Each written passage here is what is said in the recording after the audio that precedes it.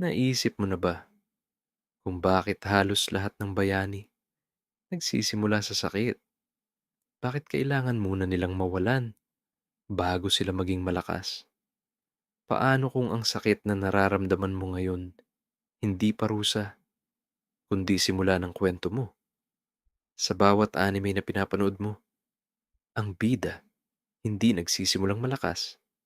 Sila'y nagsisimula sa wala. Walang kakampi, walang lakas, walang direksyon, kundi puro sakit at pagkatalo.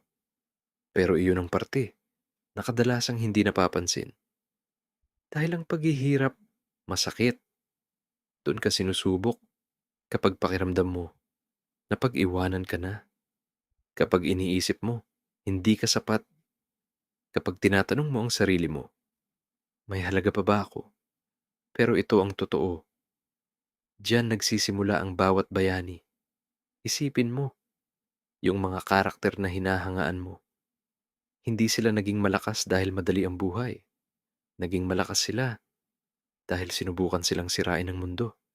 Natalo sila, napahiya sila, nabigo sila, paulit-ulit, pero hindi sila tumigil. At isang araw, binago sila ng sakit. Hindi agad, hindi biglaan, pero unti-unti, naging mas matatag sila, mas matalino, mas hindi na basta-basta sumusuko. Kaya kung nahihirapan ka ngayon, kung nasasaktan ka, kung pakiramdam mo, wala kang patutunguhan, mabuti. Dahil ibig sabihin, hindi pa tapos ang kwento mo. Nasa gitna ka pa lang ng pagbabago mo. Lahat ng bayani dumaan sa hirap para maging taong hindi na basta-basta masisira.